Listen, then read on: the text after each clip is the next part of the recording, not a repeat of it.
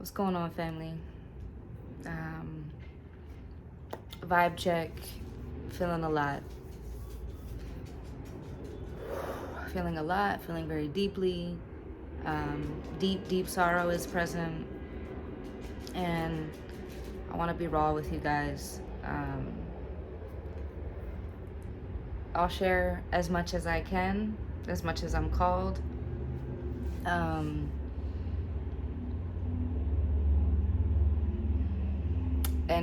But before I got the camera to do this, I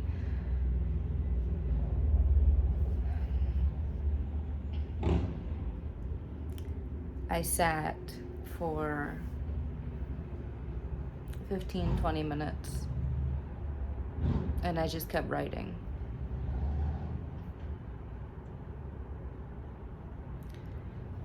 And I got to this place and space in my writing, and then this thought came upon me that I feel that a big part of my own personal soul's journey through this life, particularly this incarnation, of experiencing suffering and deep heartache. And we all experience our own versions of that, which is why it's important that you don't compare your pain or your suffering to anyone else's. So anything that I share with you, these are my experiences, and I share truth with you. I share facts, and I share my own lived experiences. Truth is something that it just simply can't be denied. So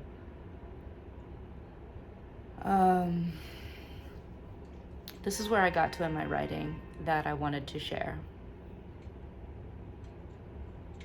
And this is why I feel like my own childhood, my own pain, my own suffering, my own mind, my own heart, the way that I operate, the way that I show up in this life, this is why I feel like those lived experiences through this vessel as Rachel are truly beyond me, because I know that there are so many people that share pretty close to what I'm about to share with you.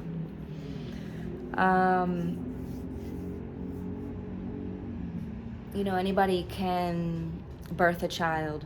Anybody can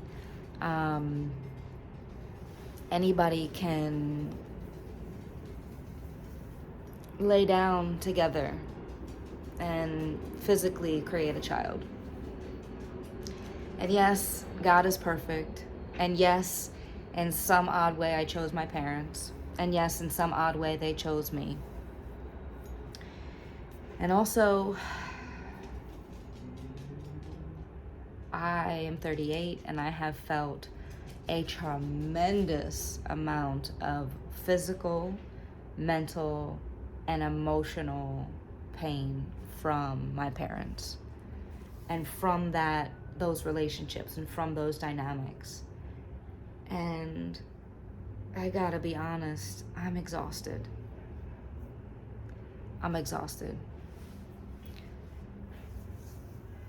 I feel it in my body.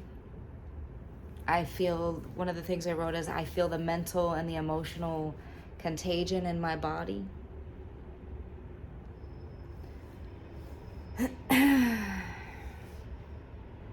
I wrote, why do I feel physical pain when I feel into my childhood, my parents, and my upbringing? When will this change? How do I release the energy for good? Is this something I will sit with for the rest of this incarnation? And then I named my parents and I said, I love you, this is true. I said, I dislike the three of you very much, and this is also true. Or shall I say, my experience. You know, what I wrote before that is interesting. I said, what space lies between our biological makeup and our spiritual makeup? What is the connection? So what came to me in that moment,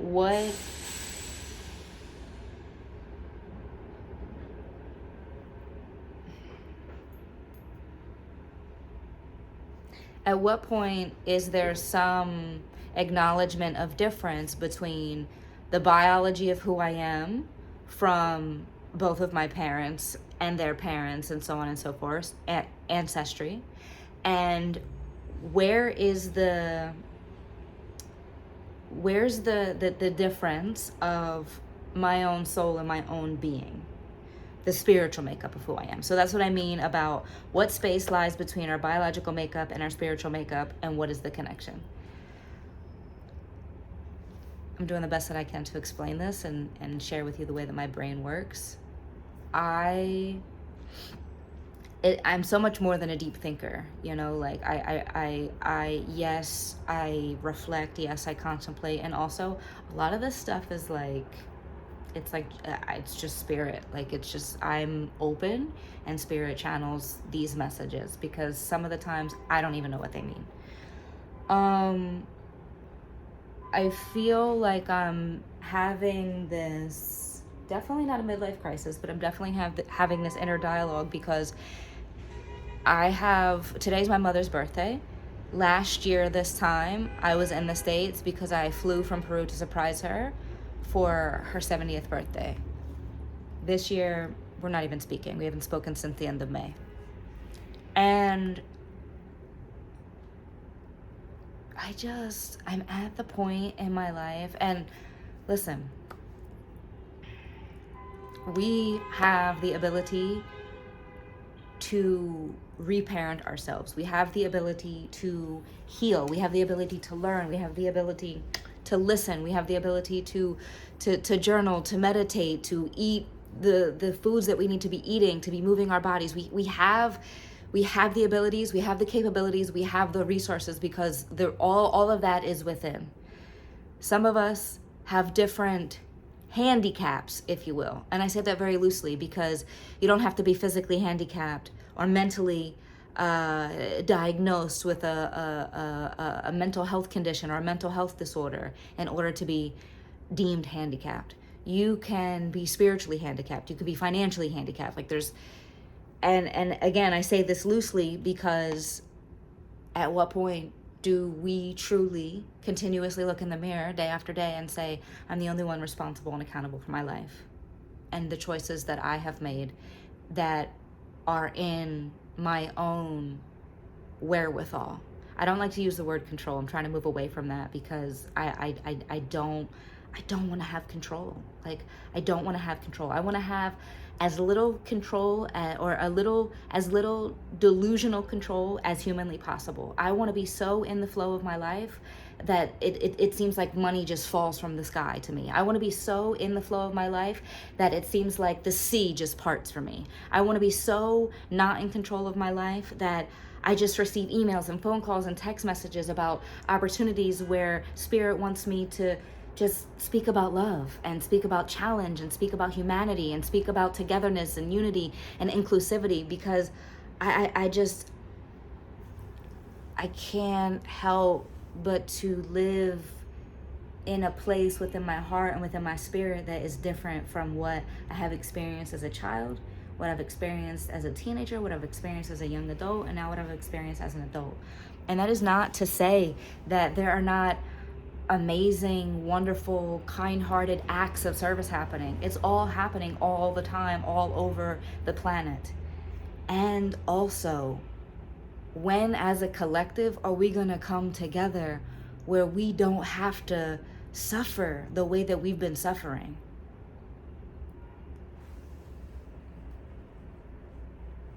At what point do we live in a society where you're not okay in a moment, where you are not okay in a moment, physically, mentally, emotionally, spiritually, financially, relationally, and you can go to the closest person, whether it's your neighbor or someone at the grocery store, because grief hits immediately. You being traumatized and experiencing PTSD happens immediately. These things don't happen when it's convenient for you and you're always at home. These things don't always happen conveniently for you when you're in a great place. When can we, and here we go, here's my answer. I listened to meditation music yesterday and this little blip came on where this guy started speaking. The answer is I can start to be angry about it when I am living in truth and peace and love and joy all of the time. And I'm like 92% there. It's a high number. And also, I'm amazing. And I have shied away from my amazingness for so long because it made people uncomfortable, because it made me uncomfortable, because people thought that I felt that I was better than them. I've walked through hell 5,003 times and will do it 5,004 more. Anything that I share, it's never because I feel like I'm better than you. There is no better than, there is no worse than. There is I am you and you are me. There are people older and younger than me that I have and will continue to learn from. There's a 4-month-old child somewhere that's going to teach me a lesson one day.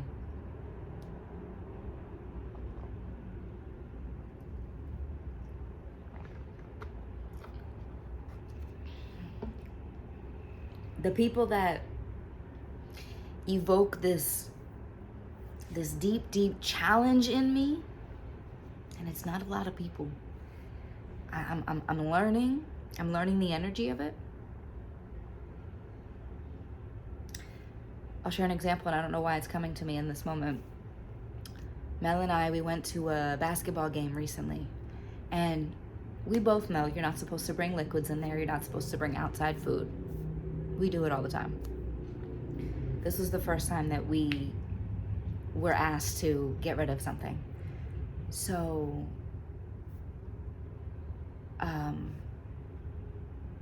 okay, I dump out the liquids, fine. Then he searches the other compartment, and there was an unopened bag of pistachios, like 3 mandarins, and a sandwich wrapped in a paper towel. He made me get rid of all of that, throw all of that away. When I tell you the level of rage that came up inside of me, the level of rage. I went through finally, and Mel said, "Baby, okay?" I said, "Just give me a minute. I need a minute.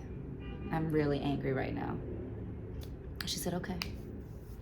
We walked. She got, I think, something to drink. And then we walked a bit. Oh, she went to the bathroom. And then we walked a bit more. And by the time we got her to our seat, I was like, I gotta let this go. It's silly. Let it go. So, share that example with you because there was no reason for me to be enraged with that gentleman. Excuse me. There was no reason for me to be enraged with that gentleman. He was doing what he needed to do. He was doing his job. I put the both of us in that predicament. He wasn't being an asshole. He wasn't at all. I was actually being the asshole. So, grateful for his grace. Grateful for my own grace. Grateful for my wife's grace. And grateful for the way that the rest of that evening went. Family, life is tough. There's no rule book. There's no handbook to be a parent. There's no handbook to be a teenager. There's no handbook to be an adult. There's no handbook for any of it. I saw a message earlier today from a rabbi that said, people often ask me, what is the difference between religion and spirituality? He said, religion is for people who are afraid to go to hell. Spirituality is for people who have already been there.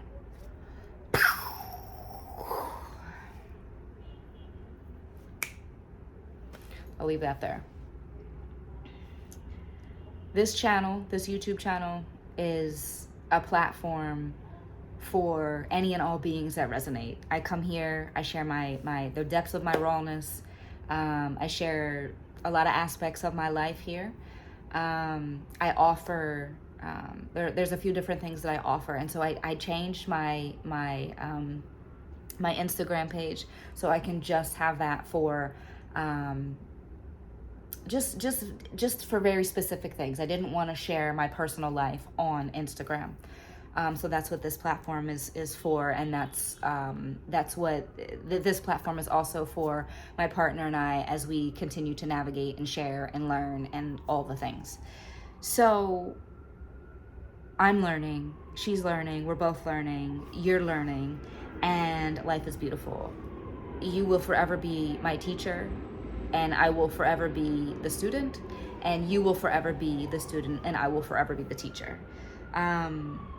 The beautiful part about this life that I say I have chosen, and also that that has chosen me, and I have agreeably chosen it back, is one that constantly brings me to my knees of surrender, is one that constantly brings me to a place of communication, is one that constantly brings me to a place of reflection and God and prayer and my meditation practice and my practice of rest and my practice of prioritizing myself and learning these new boundaries and learning that, yes, I do love my parents, my father who has passed away, my stepfather and my mother. Yes, I do love those people. And also the days are no longer here. The days are no longer here of Rachel diminishing her light and feeling uncomfortable in my own skin around people who don't know how to receive me. I'm done with that. I'm really done with that. And I've said this before. And also, like, it's just time that I'm done. So my brother is calling. I'm going to go get that. And, you know, thank y'all for listening. I love you guys so much. Have a beautiful day.